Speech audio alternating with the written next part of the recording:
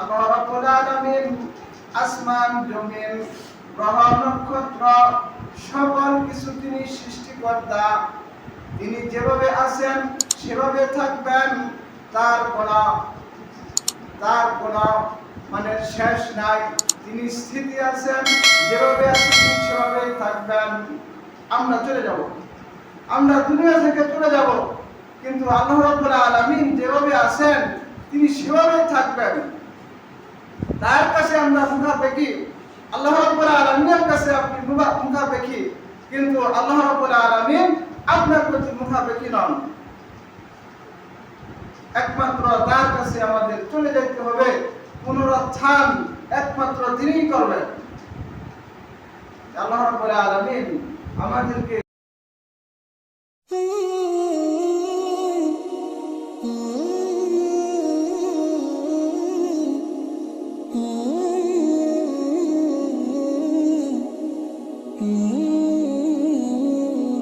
কৃতজ্ঞতা প্রকাশ করতে হবে।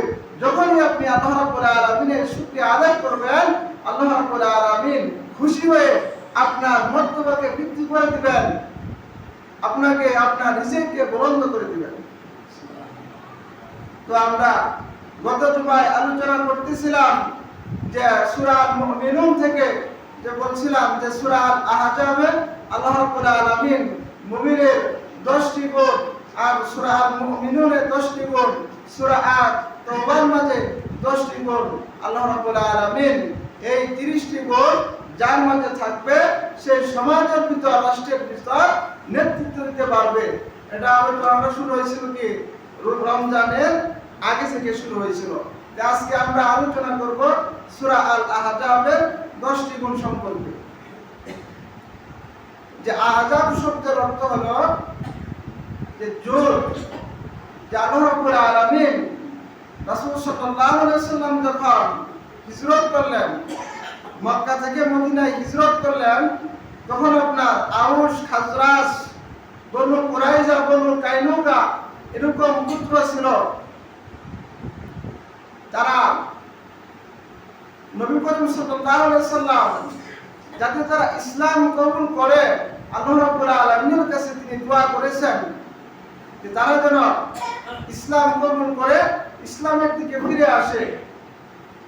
কিন্তু তারা বাহ্যিকভাবে ইসলাম কবুল করেছেন, মানে মুখে মুখে তারা ইসলাম স্বীকার করেছেন, অন্তরে আসলে তাদের ভিতরে কলমে ইসলাম নাই। তারা মৌখিকভাবে কি করেছেন, স্বীকৃতি দিয়েছেন ইসলামের।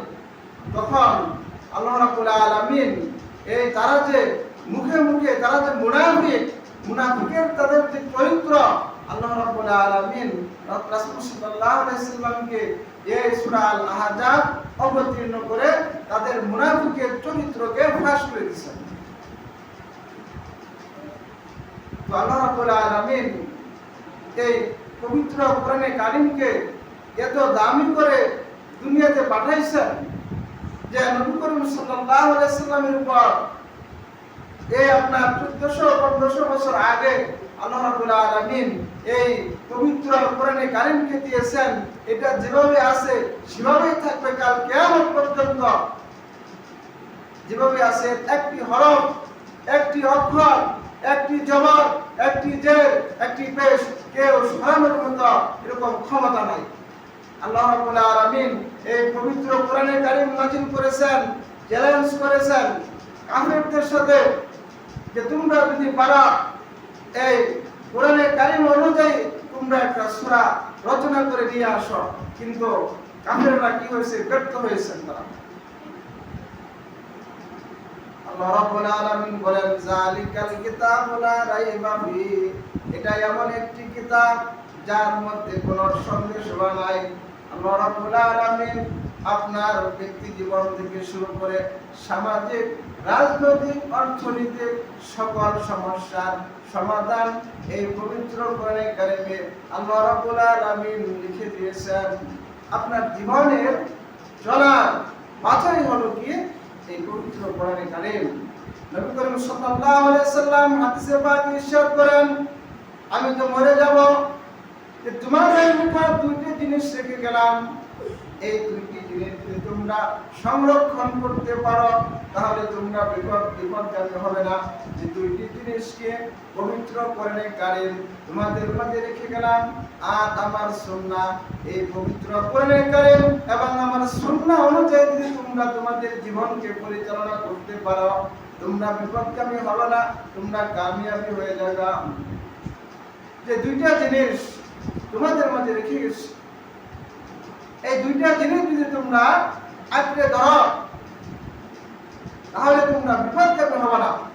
আজকে আমরা রাসূল সাল্লাল্লাহু আলাইহি সাল্লামের সুন্নাহ, তার যে তরিকা, তার পথ আমরা আমাদের ভালো লাগে না। তিনি যে আদর্শে চলছেন, তার যে মাপকাঠি আর আমাদের মাপকাঠি, সাহাবাদের মাপকাঠি আমাদের মাপকাঠি, এটা আকাশ পাতাল ব্যবধান। যে তার আদর্শে কিন্তু আমাদের আদর্শিত হতে হবে। দুনিয়া থাকার জায়গা না, এই দুনিয়াতে আপনি আসছেন, এই দুনিয়া থেকে আপনার চলে যাইতে হবে। কি চলে যাইতে হবে না? এটা আমরা বলি যে আমরা এই দুনিয়া থেকে চলে যাব, কিন্তু এখান থেকে যে আমরা চলে যাব, এই চলে যাওয়ার জন্য যে আপনার পাথর প্রয়োজন, এখান থেকে যে আপনার যে রুজি, বাহ্যিকভাবে দুনিয়াতে আপনার খাবারের জন্য আপনি রুজি অন্বেষণ করেন, বিভিন্ন পেশায় আপনি লিপ্ত আছেন, কেউ ব্যবসা করতেছেন, কেউ চাকরি করতেছেন, যার যে পেশা কৃষিকাজ করতেছেন, সবারই পেশা বাহ্যিক আপনি দুনিয়া ভোগ করার জন্য। আল্লাহ রাব্বুল আলামিন এই দুনিয়া থেকে আপনাকে পরপরে আখিরাতে পাড়ি জমাতে হবে, সেটার পাথর কি আমাদের সংগ্রহ করতে হবে না? কি সংরক্ষণ করতে হবে না? যে দুনিয়ার জন্য আমরা ব্যস্ত, দুনিয়া নিয়ে আমরা ব্যস্ত, কিন্তু আখিরাতের পাথর, যে আখিরাতের পুঁজি আমার কি হবে, আখিরাতের জন্য আমি কি করতেছি, যেখানে আপনি চিরকাল আবাদুল আবাদ, যার শুরু আছে শেষ নাই, আপনার থাকতে হবে। ওই কঠিন মুসিবত যদি আপনার ভালো হয়ে যায়, তাহলে আপনার সব কিছু ভালো। দুনিয়াতে আপনি কি খাবার খাইতেছেন, জান্নাতে এক একটা খাবার আপনার এত দামি হবে, আপনি যা আপনার মনে চাইবে, আপনি শুধু আপনার ইশারা করবেন, আপনার সম্মুখে অটোমেটিকলি আপনার সম্মুখে এসে যাবে, হাজির হয়ে যাবে। যে জান্নাতীরা বলবে যে আল্লাহ, এই আপেল, এই কমলা তো দুনিয়াতে খেয়েছি না, এই দুনিয়ার কমলার স্বাদ, আপেলের স্বাদ, এই স্বাদ এটা না, এটার মাঝে আরো মজা। সূরা ওয়াকিয়ার মধ্যে আল্লাহ রাব্বুল আলামিন যে জান্নাতীদেরকে নিয়ামত আর জাহান্নামীদেরকে এই সম্পর্কে আলোচনা করেছেন। ইনশাআল্লাহ আপনাদের শোনাবো। যে আজকে যে মূল বিষয়, যে আল্লাহ রাব্বুল আলামিন যে মুমিনের যে 10টি গুণ সূরা আল আহজাবের মধ্যে আল্লাহ রাব্বুল আলামিন বর্ণনা করছেন, এটা আমরা আলোচনা শুরু করি। আল্লাহ রাব্বুল আলামিন বলতেছেন, ইন্নাল মুসলিমিনা ওয়াল মুসলিমাত, ইন্নাল মুসলিমিনা ওয়াল মুসলিমাত, নিশ্চয় মুসলমান পুরুষ, মুসলমান নারী, উম্মুল মুমিনিন রাসূল সাল্লাল্লাহু আলাইহি সাল্লামের স্ত্রী উম্মে সালমা, তিনি নবী করিম সাল্লাল্লাহু আলাইহি সাল্লামকে প্রশ্ন করছেন, যে আল্লাহর নবী, যে আল্লাহ রাব্বুল আলামিন শুধু পুরুষদের জন্যই বিভিন্ন বিষয়ে আলোচনা করছেন, পবিত্র কোরআনে কারিমে মর্যাদা দিয়েছেন, যে আল্লাহ রাব্বুল আলামিন আমাদের কি কোনো মর্যাদা দেন নাই, আমাদের বিষয়ে কোনো কথা বলেন নাই। তিনি এই কথা বলছেন। নবী করিম সাল্লাল্লাহু আলাইহি সাল্লাম শোনার পর কিছুদিন যাওয়ার পর তার হুজরার ভিতর আল্লাহ রাব্বুল আলামিন যে এই সূরা আল আহজাবের 35 নং আয়াত নাযিল করেছেন, তখন তিনি তার রূপচর্চা শেষে উম্মুল মুমিনিন হযরত উম্মে সালমা তিনি কি করতেছিলেন, তার রূপচর্চা করতেছিলেন, তার চুলে আশ্রয় দিয়েছিলেন, এই কাজে তিনি ব্যস্ত ছিলেন। যখন নবী করিম সাল্লাল্লাহু আলাইহি সাল্লাম এই আয়াত তেলাওয়াত করলেন, তখন তিনি স্তব্ধ হয়ে গেলেন। যে আল্লাহ রাব্বুল আলামিন বলতেছেন, ইন্নাল মুসলিমিনা ওয়াল মুসলিমাত, নিশ্চয় মুসলিম পুরুষ মুসলিম নারী। যে মুসলিম কি, যে মুসলিম শব্দ এসেছে ইসলাম থেকে। ইসলাম শব্দের অর্থ হলো আত্মসমর্পণকারী। যে আত্মসমর্পণকারী পুরুষ, আত্মসমর্পণকারী নারী। যে আত্মসমর্পণ মানে কি, যে নিজেকে সঁপে দেওয়া। যে কার কাছে আপনি সঁপে দিলেন, যে কার কাছে আপনি সারেন্ডার করলেন, একমাত্র আল্লাহ তাআলার কাছে আপনি সারেন্ডার করলে। যে আমরা সালাম দেই যে আসসালামু আলাইকুম ওয়া রাহমাতুল্লাহ, যে তোমার উপর আল্লাহ তাআলার রহমত, আল্লাহ তাআলার রহমত বরকত বর্ষিত হোক। যে আল্লাহ তাআলার প্রথম দিয়ে আপনি কথা বলেন। তাহলে সিলমন থেকে সালাম এসেছে।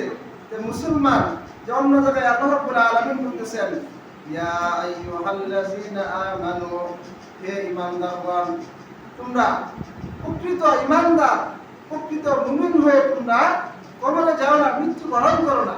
প্রকৃত ঈমানদার হতে হবে আমাদের। যে প্রকৃত ঈমানদার কারা? যারা আপনার সালাত কায়েম করে। আল্লাহ রাব্বুল আলামিন যে আপনার উপর সালাতকে ফরজ করেছেন, নামাজকে ফরজ করেছেন, এই সালাতের পাবন্দি করে শুধু সালাত কায়েমই করে না, যথা সময়ে যখন টাইম হয়ে গেছে টাইম টু টাইম সেই সালাতকে সংরক্ষণ করে, শুধু সংরক্ষণ করেই না, সে জামাতের সহিত সালাত আদায় করে। তাদের কি, যারা আত্মসমর্পণকারী পুরুষ, আত্মসমর্পণকারী নারী, তারা হলো কি মুমিন। ওয়াল মুমিনিনা ওয়াল মুমিনাত, যে মুমিন, মুমিন পুরুষ, মুমিন নারী। যে প্রথমে বলতেছেন আল্লাহ রাব্বুল আলামিন যে আত্মসমর্পণকারী পুরুষ, আত্মসমর্পণকারী নারী। তারপর বলতেছেন কি ওয়াল মুমিনুনা ওয়াল মুমিনাত, মুমিন পুরুষ, মুমিন নারী। যারা মুমিন, যে মুমিন কারা? মুমিন হলো তারাই যারা আল্লাহ রাব্বুল আলামিনকে বিশ্বাস করে, আল্লাহ রাব্বুল আলামিনের ওয়াদিসের উপর বিশ্বাস করে, আল্লাহ রাব্বুল আলামিন যে হুকুম, আপনার বিধিবিধান আল্লাহ রাব্বুল আলামিন আপনাকে দিয়েছেন, এই বিধানের উপর সে অবিচল থাকে, অটল থাকে। সে অনুযায়ী সে আল্লাহ রাব্বুল আলামিনের যে পবিত্র কালাম, এই কালাম এবং রাসূল সাল্লাল্লাহু আলাইহি সাল্লামের তরিকা অনুযায়ী সে পরিপূর্ণভাবে সে তার ইস্তেকামত থাকে, অবিচল থাকে, সেই হলো কি প্রকৃত মুমিন। তাহলে আমাদের প্রকৃত ঈমানদার হতে হলে যে রাসূল সাল্লাল্লাহু আলাইহি সাল্লামের আদর্শ আপনার বডির ভিতর, আপনার শরীরের ভিতর আপনার সংমিশ্রণ করতে হবে। তার আদর্শ জীবন আপনার গঠন করতে হবে। তিনি এমন আদর্শ ছিলেন যার আদর্শে মানুষ আদর্শিত হয়ে দলে দলে ইসলাম কবুল করছেন। আল্লাহ রাব্বুল আলামিন অন্য জায়গায় বলতেছেন যে মুমিন তো তারাই আল্লাযীনা ইযা যুকিরাল্লাহু ওয়াজিলাত কুলুবুহুম ওয়া ইযা তুলিয়াত আলাইহিম আয়াতুহু যাদাতুহুম ঈমানাও ওয়া আলা রাব্বিহিম ইয়াতাওয়াক্কালুন। মুমিন তো তারাই যখন তাদের সম্মুখে পবিত্র কালাম সম্পর্কে তেলাওয়াত করা হয়, জিকিরের মজলিস হয়, আল্লাহ রাব্বুল আলামিনের বরত্ব ঘোষণা করা হয়, যখন তারা আল্লাহ রাব্বুল আলামিনের কালামের কথা শুনে জিকিরের মজলিসে বসে তাদের অন্তর সমূহ প্রকম্পিত হয়, তারা আল্লাহ রাব্বুল আলামিনের উপর ভরসা রাখে, তারা সালাত কায়েম করে, তারা যাকাত প্রদান করে, যদি তাদের সামর্থ্য হয় হজ করার জন্য তারা হজ করে। যে মুমিন তো তারাই। তাহলে আমাদের প্রকৃত ঈমানদার হতে হলে আল্লাহ তাআলার হুকুম এবং রাসূল সাল্লাল্লাহু আলাইহি সাল্লামের তরিকা অনুযায়ী আপনার জীবনকে পরিচালনা করতে হবে। এই দেখেন মসজিদ এত সুন্দরভাবে মসজিদ বানানো হয়েছে, এলাকায় কিন্তু আপনার এলাকায় আপনার অনেক মানুষ আছে, যদি তারা মসজিদে আসতো মসজিদের জায়গা দেওয়া যাইতো না। আপনি একটা জায়গায় গান বাজনা করেন, ওখানে মানুষের অভাব হবে না, আপনার মাইকিং করে এলান দেওয়া লাগবে না, ওখানে আপনার মানুষ ভিড় জমাবে। যে কোরআনের কথা, হাদিসের কথা, এগুলি আমাদের ভালো লাগে না।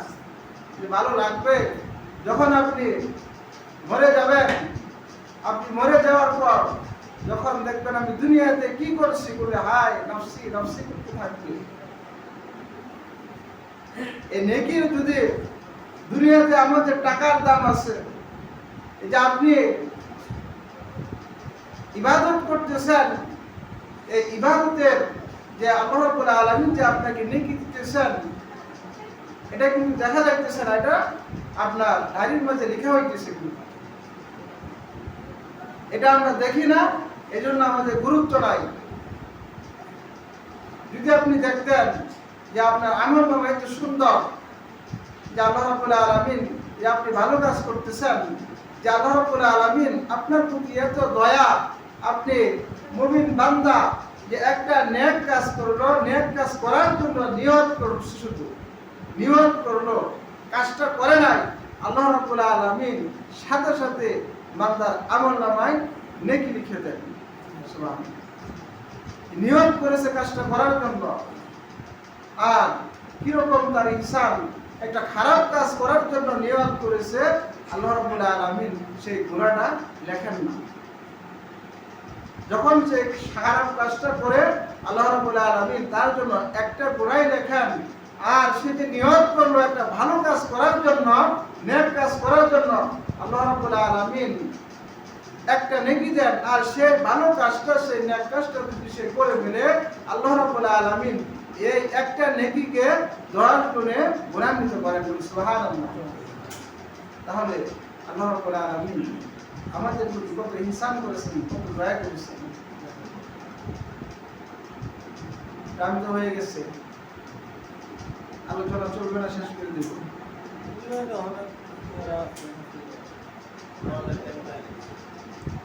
ইনশাআল্লাহ আগামী জুমায় আলোচনা হবে। সবাই আমরা আগে ভাগে আসবো, যে যদি আমরা সবাই আগে ভাগে আসি, যদি মসজিদ ভরা থাকে, মসজিদ থাকে, তাহলে কথা বলতে ভালো লাগে। মাঠ যদি ফাঁকা থাকে তাহলে কিন্তু ভালো লাগে না, মসজিদ ভরা থাকবে, আপনি বাইরের কথা বলতে ভালো লাগে। যে এলাকায় অনেক মানুষ আছে, কিন্তু দেখেন যদি সবাই আসতো, মসজিদ কিন্তু ভরে যেত। সবাই আসছে, সবাই আমরা দাওয়াতি কাজ করবো, আমরা যাকে সম্মুখে পারবো আমরা তাকে আমরা দাওয়াত লাগাবো নামাজের জন্য। ভাই এখানে এই মসজিদে নামাজ পড়তে হবে না, তুমি যেখানে পারো সেখানে তুমি সালাম দেন। একজনের সাথে দেখা হলো, আপনি সালাম দিলেন, সালাম দেওয়ার পর ভাই নামাজ তো পড়তে হবে, এখানে যে আসতে হবে তা না, তুমি যেখানে পারো